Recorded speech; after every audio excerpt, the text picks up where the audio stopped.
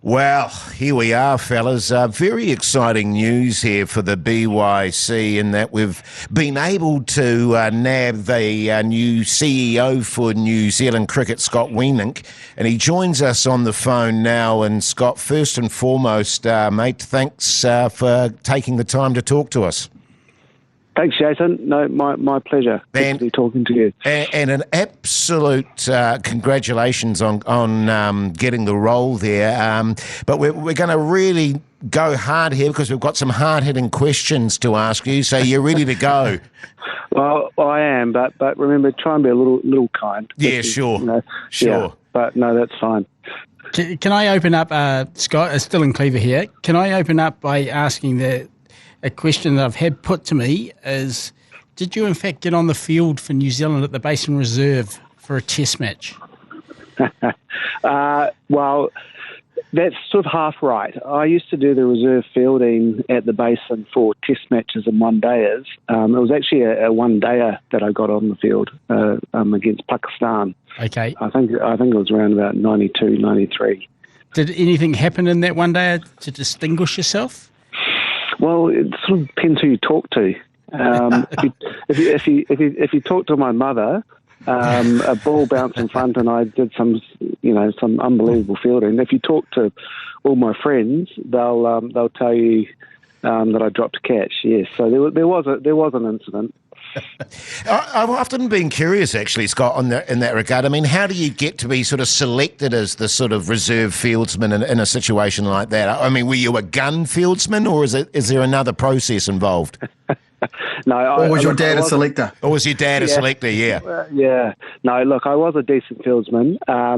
And at that stage, I was sort of I think I was in the Wellington B squad, and I was in the New Zealand Under-19 squad. And the A's were away. So generally what they do is first of all, they'll pick the best fielder in the A's. And if they're not around, then they pick the best fielder in the B's, which happened to be me on a couple of occasions. That's so no money changed hands. Right, okay. That's obviously you've got a fairly impressive cricket CV, which includes, I believe, an Oxford Blue alongside Martin Donnelly, who was a great New Zealander. And also, you mentioned the New Zealand Under-19s. Who are some of the others in the New Zealand Under-19s? Yeah, so I was in the Under-19. The year before, I was top wicket taker in the Under-20 tournament, and I was in the Winter Under-19 training squad. That was with the likes of Stephen Fleming, Jeff Wilson, Richard Jones, Stephen Mather may have been in there. That kind of category or realm of players. Stephen Mather would have been a fairly unforgettable presence, I would have thought. Yeah, that's what. Yeah, you're right. But so maybe he wasn't in there. I'm trying to talk him up. It's actually interesting, Scott, because you featured in Dylan Cleaver's obscure cricketers of the 90s, which is a great honour, mate. And maybe a bit unfair now. No, I mean, I'm sure you guys find that incredibly humorous, the fact that after bringing that up, now through to this. It was funny that when that did come on, my phone started lighting up, and I was thinking, oh man! And you didn't even miss the main thing, Dylan, which was that drop catch incident. So I was pretty happy with that. Every time you make a mistake as the NZ CEO now, I think we will be mentioning the drop catch. Yeah, totally.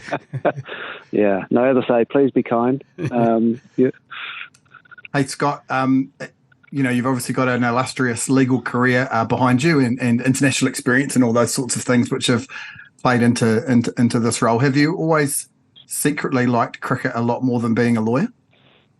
Absolutely. Yeah, it was, Hi, Paul. No, I have. Unfortunately, I wasn't good enough at cricket, so I had to pursue the legal route.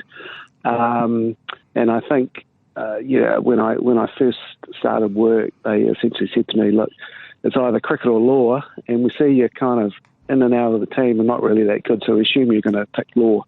So that kind of made the decision for me. Can I ask, Scott, what kind of law you practiced? So I was a corporate finance and mergers and acquisition lawyer. So essentially, good God, buying. Do you know what that means, James? Yeah, no, not really. I haven't got the faintest idea. I was going to say M&A, but then I thought I'd better expand it out.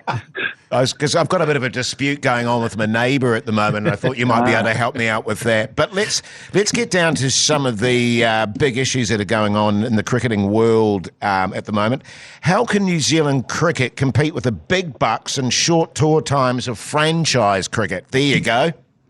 Yeah. Well, look, I think one of the strengths that New Zealand cricket has had recently is being flexible around its contracting. So recognising that players need to be given the opportunity to make as much money as they can during what are short careers, while still trying to enable them to play for cricket for New Zealand for as long and as often as possible. So, look, the franchise cricket, if we try and use it to our advantage, this is when I say New Zealand cricket, hopefully we're going to be in a position where our players are playing in franchise cricket, but it's not impacting on their availability for New Zealand cricket.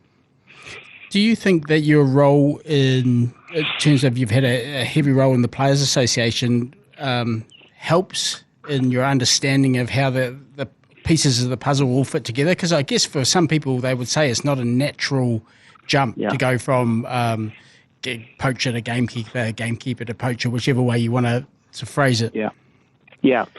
No, definitely. It was certainly an advantage when I was talking to the appointment panel, because through that role, I do have a very good grip on the game and the risks and the issues facing it.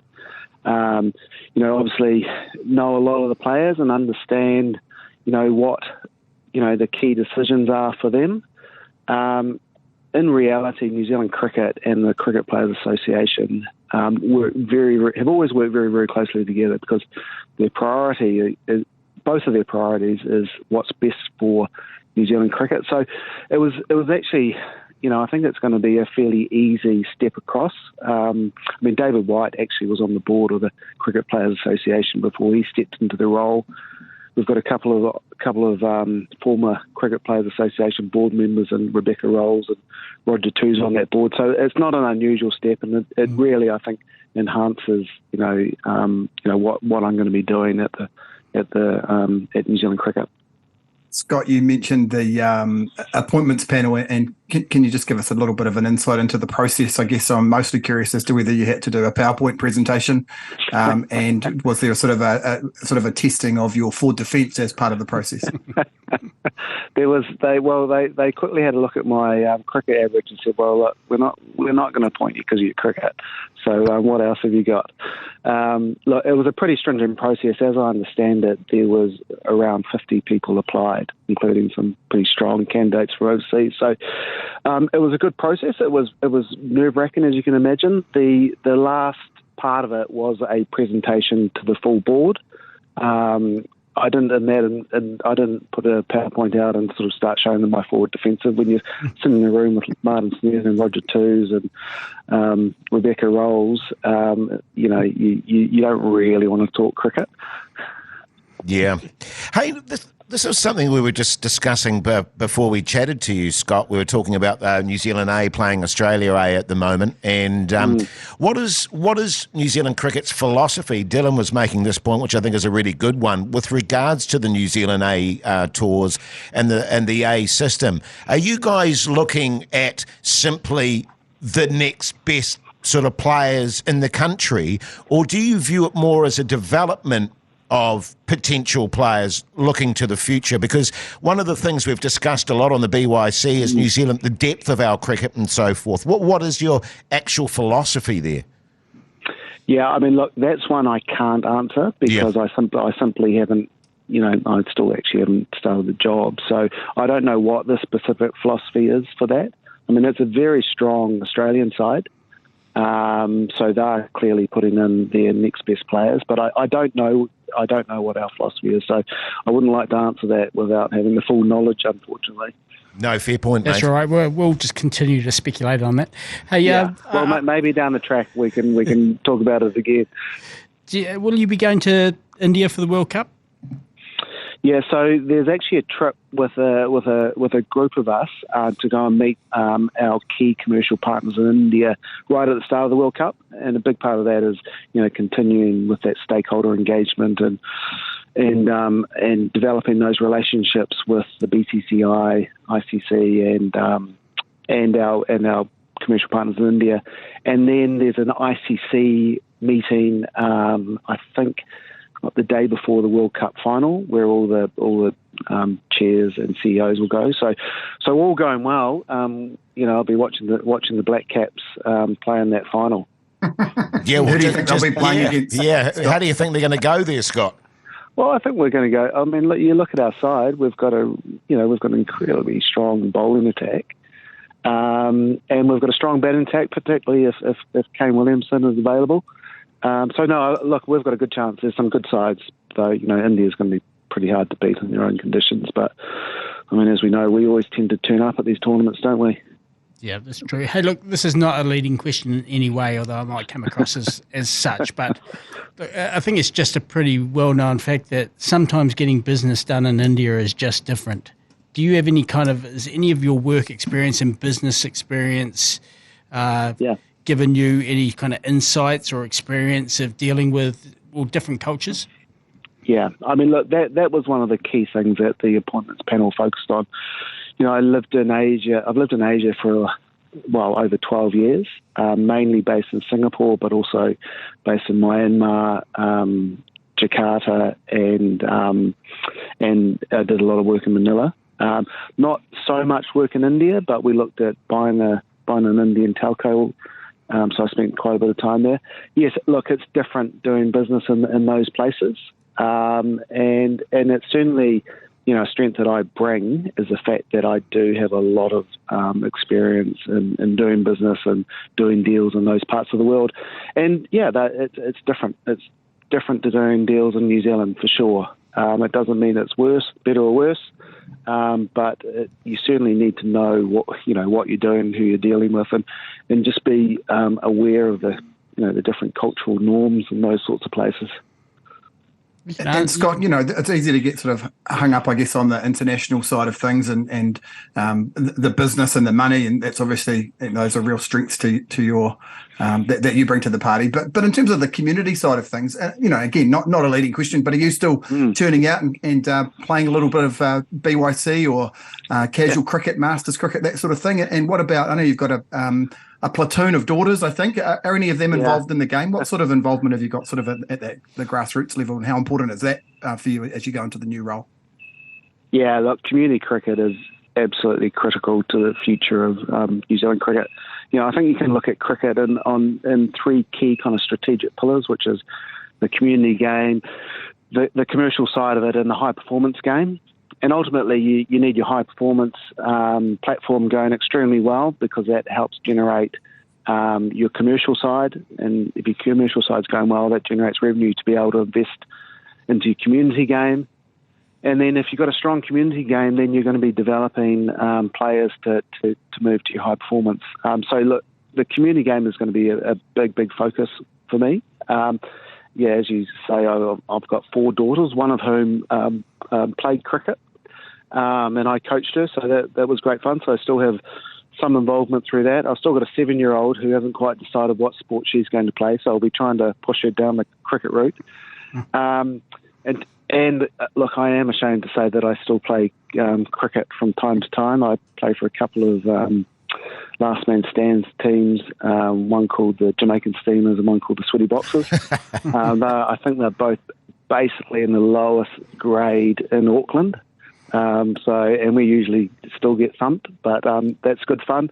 And I play for the Wanderers Cricket Club in Wellington, which with a bunch of guys that you guys will know, like Stephen Mather. So yeah, still heavily involved, and ashamed to say that I actually still play from time to time. Are you still a specialist fieldsman, Scott? Or do you find it like me, a little bit harder to bend down now when the ball comes your way? Oh no, that's a real issue, and the ball seems so much harder. Yes, doesn't it? True that. When you're fielding. So no, cricket at these sorts of levels, the fielding is absolutely dreadful. I don't think I've actually seen a catch caught in my time. Hey, look, I appreciate it's probably a very busy day for you today, what with the announcement and everything, but is there one text message in particular before we let you go that has meant a lot to you since it's been announced? I mean, has the phone been running hot?